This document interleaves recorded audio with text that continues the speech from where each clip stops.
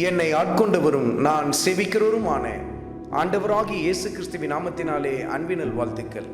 கிறிஸ்து இயேசுவுக்குள் மிகவும் பிரியமான அன்பு சகோதர சகோதரிகளே, ஆதியாகமத்தின் புத்தகத்தில் 37வது அதிகாரத்தில் 20வது வசனத்தில், நாம் அவனை கொன்று இந்த குழிகள் ஒன்றிலே அவனை போட்டு ஒரு துஷ்டமிருகம் அவனை பட்சித்தது என்று சொல்லுவோம், வாருங்கள் அவனுடைய சொப்பனங்கள் எப்படி முடியும் பார்ப்போம் என்றார்கள்.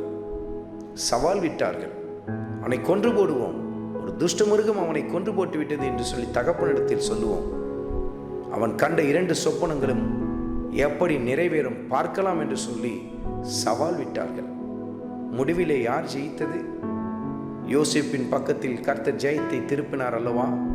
அருமையான மகனே, அருமையான மகளே, இன்றைக்கு சூழ்நிலைகள் சவால் விட்டு கொண்டிருக்கும். கர்த்தர் உனக்கு கொடுத்த வாக்குத்தத்தங்கள் நிச்சயமாய் நிறைவேறும் என்று சொல்லி ஆழமாய் விசுவாசிக்க கற்றுக்கொள். நீ ஆண்டவரிடத்தில் பெற்றுக்கொண்ட அந்த வாக்குத்தத்தங்கள் சாதாரணமானவைகள் அல்ல.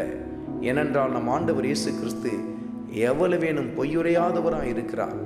இன்றைக்கு பல சமயத்தில் சூழ்நிலைகள் சவால் விடும். இது எப்படி நிறைவேறும் பார்த்துடலாம், உன் வாழ்க்கையில் இது நிறைவேறுமா பார்த்துடலாம் என்று சொல்லி சவால் விட்டு கொண்டிருக்கோம். ஏன்? உங்களுக்குள்ளேயே பல சமயத்தில் இது நிறைவேறுமா, இப்படி நடக்குமா என்று சொல்லி நீங்களே பல சமயத்தில் சந்தேகத்தோடு கூட பல காரியங்களை பார்க்க ஆரம்பிப்பீர்கள். உங்களுக்கு கர்த்தர் வாக்குத்தத்தத்தை கொடுத்திருக்கிறார். அந்த வாக்குத்தத்தங்கள் நமக்கு உயிருக்கு உயிராய் இருக்கிறது. அந்த வசனத்தை உறுதியாய் பற்றி பிடித்து கொள்ளுங்கள். எவ்வளவேனும் பொய்யுரையாத நம் ஆண்டவர் இயேசு கிறிஸ்து நிச்சயமாய் உங்கள் வாழ்க்கையில் அந்த வாக்குத்தத்தங்களை நிறைவேற்றுவார். பலத்த கருத்துக்குள்ளாய் அடங்கியிருங்கள். யோசேப்பின் வாழ்க்கையில் மகிமைப்பட்ட கர்த்தர் உங்கள் வாழ்க்கையிலும் மகிமைப்படுவார். ஆண்டவராகிய இயேசு கிறிஸ்துவின் கிருபை உங்கள் அனைவரோடும் கூட இருப்பதாக. ஆமென்.